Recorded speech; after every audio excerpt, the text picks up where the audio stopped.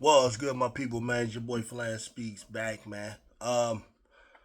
Listen, this here game, which I'm going to call World War. This was a war that took place there in Phoenix. All right, you had the Aces coming in at 20-14, Mercury at 19-13. Okay, you talking about games that had playoff implications. As a side story, there is MVP implications in this game as well. So this is what you want to see: star-studded cast all over the place, um, converging together for a game. As we're getting closer to the playoffs, we're what, about 10 games out? Yeah. This was the 33rd game for the Aces, as well as the 32nd game for the Mercury. Okay, so we're nearing the home stretch. So this is when you're going to start to see the real ones emerge, fake ones start to fade off. Uh, you should have expected the best basketball from both teams, and this is what you got. This is a preview what the playoffs are going to look like, the type of intensity that you're going to need, the type of stars that are going to come to play. Everybody was out there, so everyone's pretty much healthy, and this is what you're talking about here. Um, Forget about what you've been seeing all year. Okay, just for a moment. Forget about what you've been seeing all year in terms of just Minnesota, New York be dominant, and Mercury be hot and cold. Aces just be pretty much middling to horrible most of the year, with the exception of just recently. Forget about all that. Right now is when it's more about the herds over the what's. In other words, who you got on your squad versus like what y'all been doing all year, right? This is what this came about. And what do I mean? You got Olympians all over the place here, right? Say what you want about the Aces and how disappointing they might have been and so on. They got the beast. They got the beast of the East, the Godzilla of the league, Agent Wilson, right? Who came to play. Okay, and boy did she play. Um, Say what you want about they players, but the reality is that's Joe Lloyd over there. That Joe Lloyd. Whether you think whatever that's who that is, that's who you playing. Right? This is why it's a team you don't want to see in the playoffs. I don't care how you've been playing all year. Um, Jackie Young, oh yeah. That Jackie Young, that Chelsea Gray. These are the facts, okay? And you don't want to see them. Same thing on the Phoenix side, right? That AT right there, that's Lizzie Thomas you got to deal with. That right there, and that's Khalid Copper that you got to deal with. And that right there, oh, that's Satu Sabley. That's who that is. And say what you want, but that one over there, that tall one right there, yeah, that one on Bonner. So that's what this was. We talking about star-studded cast converging together on a game with playoff implications, MVP implications, and what do we get? Oh yeah, they was going at it, man. They was going at it. First quarter defense, both of them locked in. All right, so you talking about Phoenix won by 2 points, 17-15, 2 points. And then Las Vegas wins the second quarter, 26-25. So this is a war. Y'all know the type of games I love. No blowouts. Ain't just a bunch of run. Oh no, they going at it. And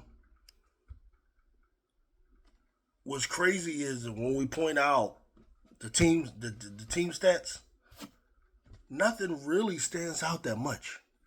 And this is where I'm gonna prove where who you got sometimes more important than how you play, especially when you start getting to these types of games. You look at it, they both 45.5% from the field, right? That's for the Aces. You got 45.6% from the field from from Mercury, even. Okay, 3 pointers, which people think is so important, which could come back to bite the Aces. Aces was 22% from three. Um, Phoenix was a little bit better. Well, I guess a lot better, 37%. Okay, that is respectable, close to 40, just under 40, right? So they got the better 3 point shooters. This is where I do believe you miss Kelsey Plum. I know people don't want to talk about that, but this is where you miss Kelsey Plum. There were times, Where I remember watching the Aces, and I don't get it. I'm having debates with some of my people about this here, and they're telling me, oh, they wouldn't look no different with Kelsey, but I doubt it. I doubt it. I remember last year there were times in the game, whether it's third quarter, whatever, Asia need a rest, Jackie need a rest. Let Plum cook. Plum rip off you nice 9 straight point streak, 10 point streak. She hit you two, three threes for you, So, but this is a side thing we're not gonna bring up. But 22% from three, this could bite the Aces in the ass later. It's possible. Um, Free throws, Aces won that a little bit, 84% to 78, which isn't egregious, close to 80. Now, the important places where the Aces won it, and this indicates who they have. They won the rebound battle by 9. Okay, very important. They won the rebound battle by 9, including the offensive rebound battle. Okay, 12-7. Right, so we're talking about second chance points. Okay, second chance points. Okay, in the assist arena, they're about the same. 21 for the Aces, 23 for the Mercury. Both were assisting well. I love some of the ball movement on the part of the Aces. Very unselfish game, man. They were looking for it. Whoever had a better shot, they were going for it. I ain't seen them play like that in a while. They need to keep that shit up, for real. They need to keep that up right there. Blocks, 5-3. Nothing significant there. Turnovers, both had relatively low turnovers. You got 11 turnovers for the Aces, 12 for the Mercury. Even. These two teams was balling. That's what this is telling you. They was balling. Everything evenly matched. Points in the paint were damn near even. 34-38. Mercury win that by 4 points. Fouls, 19-15. All right, in favor of the Mercury a little bit. Hey, home cooking, you expect that. Okay, you expect that. The largest lead of the game was 10. For the Aces, the largest lead was 7 for the Mercury. All right, but you didn't really see that too much. For real, these two teams going at it. Now, the rebounds is important. Why? Because when you got a monster like AJ Wilson, this is where having AJ Wilson matters. This is where having AJ Wilson matters. AJ Wilson goes out there and gets you 16 rebounds, 30 points. Listen, she could have had another 30-20 game. We're talking about this would be the second in the same week. All right, this is why she's the Godzilla of the league. This is why she's clearly the best player. It's just no doubt the most dominant player that they have in the game. Period. Somebody go out and get you 30 and 16. Oh yeah, that one showed up. That's AJ Wilson. That's Miss Olympia. Okay, best player on the Olympic team. We knew that hands down. Okay. That's who that is. That right there, that AJ Wilson. Okay? Who else showed up for them? Jackie Young. Who I put myself out there early in the season when I said Jackie Young is the best non-big in the W. She's the best non-big. Outside of, the bigs, the fives, and the fours. Then you go to Jackie Young. Alright? Now, that's being challenged by a couple players, and, we'll revisit that next year, but still for my money right now, talking about both sides of the floor, sticking the most difficult player on the other team, night in and night out, gotta score for your team, gotta facilitate for your team, gotta board for your team. I think Jackie Young is the most invaluable player outside of them bigs, okay? In my opinion. Chelsea Gray shows up, 16 points, right? 16 points, assists very well, 9 assists. Love the way she was playing. Her and Jackie Young was assisting their ass off. Now, this is the key. This is what they're going to need, man. They're going to need more performances like this from Gold Mamba. All right? Who I'm not going to say lit the world on fire, but she came off the bench. 4 of 9. She 2 of 3, really. 3-pointers, 10 points. They're going to need her to provide the 3-point scoring, right? We got this Aaliyah 9 who can shoot threes, but I'm telling you, when you get to these playoffs, they're not gonna be relying on these rookies, man. Her and Dana Evans, it's like up in the air who gonna start. It's like, guess who's playing better at the time, they gonna get more minutes. Whatever, who will do a better job of helping push the ball up. It depends on who's tired, who they subbing. Like, it's a lot. So Jewel Lloyd, they're gonna need Jewel Lloyd to provide the floor spacing, and she's going to knock down some threes.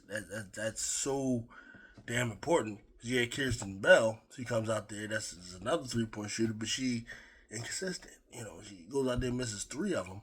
Right, those players, I'm telling you, them Kirsten Bells and all that shit. Like when you get to the playoffs, those players are going to be non-existent. I've just seen it too many years in my life.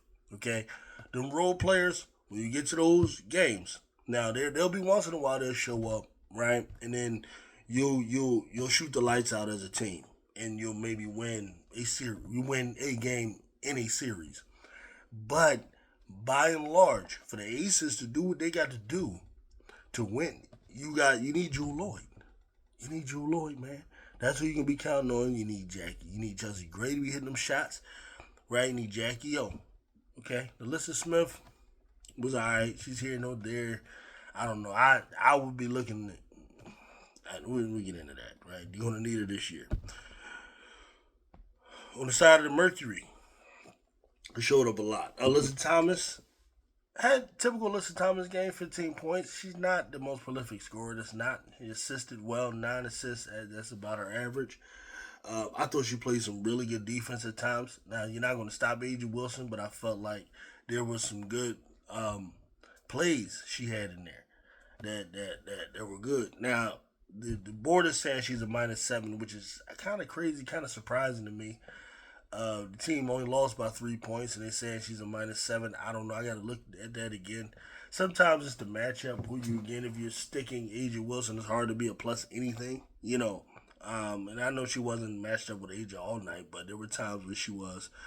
And Aja is just, especially when you're looking at the points of the paint and stuff like that. She's not gonna be stopped. Now, their 2 stars showed up really well. Especially Satu Sabali.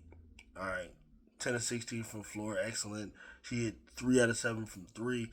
Satu Sabali let them know I'm here. Okay? I'm here. Right? She had some trouble on defense, but, when you're playing against teams like this, they're hard guards. Nobody's really going to have an excellent defensive outing, I believe. So I'm not going too crazy holding that against her. All right? She gave you 26. 5 rebounds, so on. I like the way Satu played. Kalia Copper, 15 points. She could shoot a little bit better from the field. She's 6 of 15. A lot of that, I believe, was just shot selection. But the most important thing, she didn't get to the free throw line, man. Kalia Copper has to get to the free throw line. That's the only thing I would add. Kalia Copper's got to drive to the basket a little bit more, man. She's got to be more in a slasher role. Maybe Alyssa Thomas can catch her in those situations. There were areas where Alyssa Thomas caught her. There was some good stuff I saw. Wasn't all bad. I'm just looking at Kalia Copper's efficiency, and she's an efficient player. Kalia Copper was the most efficient 2 guard last season. Her and Kennedy Carter. When I was looking at them, they were always up 50%, high 40s, in their scoring. Kalia Copper's at 45% and up, 48, 50, right? And where's the disconnect here? Why is she not there that now, right? Some of that has to do with shot selection, oftentimes, okay? Want to see her get to the free throw line more, be a driver, utilize the mid-range a little bit more, just a little bit more. Right now, you're doing a lot of 3-point shooting. That's going to lead to inefficiency, Though she was 3 of 8, which it's not bad. It's pretty good, Monique McConney shot some threes too as well. Made a couple key ones, which were very important because Aces went on a nice little run, and McConney had a lot to do with the little comeback. Hit some good shots, all right? DeWanda Bonner was excellent tonight. She was 50% from the floor, 3 of 6, 12 points, hit a 3. Did some good things on defense. Boarded pretty nicely. I like the way Bonner looked. All right, now this is what I'm trying to tell y'all. You see it. We're getting closer to the playoffs. This is when these star players, the Thomases, the Sabalis, the Coppers, the Bonners, this is when they really start to step up, man. This is when they step it up, right? Um, there's a few things though they could have done. Like in my opinion, the Aces won this game simply because of fourth quarter execution down the stretch. They had a better semblance of an idea what they wanted to do. They made a decision in their mind. We're gonna go to Chelsea. Gray let her cook, especially clutch situations down the end when it's money time. So that's what you saw. Taking those shots right there. Whereas Phoenix seemed a little, I don't know, disoriented, a little confused, not sure what they wanted to do. So what they did was they looked like they ran the offense. They've done a lot of 5 out type of stuff from what I remember, and we're kind of swinging the ball, which is good sometimes, right? It's good during the flow of the game, but a lot of times, man, when you're in the end of the game and you need to close it out, sometimes I don't want to see that shit. I want to see your best player pick a closer, go get a bucket. And this is where I think you got to utilize Kelly Copper. She was not touching the ball in those situations. I get it, she was 6 of 15. A lot of that, though, I'm telling you, is shot selection. This is when you let Kelly Copper get the ball. Those who've seen Chicago Sky, the one championship they had, that's the role she played. She was the closer in that game. She was the MVP of that finals. If you look at the Olympics, you saw her in her glory, right? That game against France, they don't win that without Cop just going off script and doing their thing. And this is something about some of these players, man. You know, what you want to do is, um, do the right play at the end of the game. I don't want to see that. Nah. No. We don't want no correct basketball player at the end of the game. No, what we want is, this is when the hero ball is needed, right? Go out there and go do it. Because on the other end, Chelsea Gray, who, for my money, best closer in the league. Period. I don't care. Chelsea Gray can have a horrible game all game. Can be quiet, all of that. When you need her, she'll be there. That's her role. And I just believe, like, if Mercury just make that one little adjustment and go to Khalid Copper at the end of them games, I think it could have been a different outcome. But all in all, man, good game. Excellent game. For me, one of the best games of the year that I saw was an absolute war. And you could feel the tension and everything in that building there. Both teams really wanted it, and it showed. Okay, so 86-83, I like that type of score. It shows that there was some defense. All right, there was focus, concentration on both ends of the floor, and this is what you got. And the stars came. They were not going to be denied. I don't think anyone disappointed, and this is what we'll expect to see playoff games look like, something like this. And I can't wait, man. Tell me what y'all think, man. Peace out.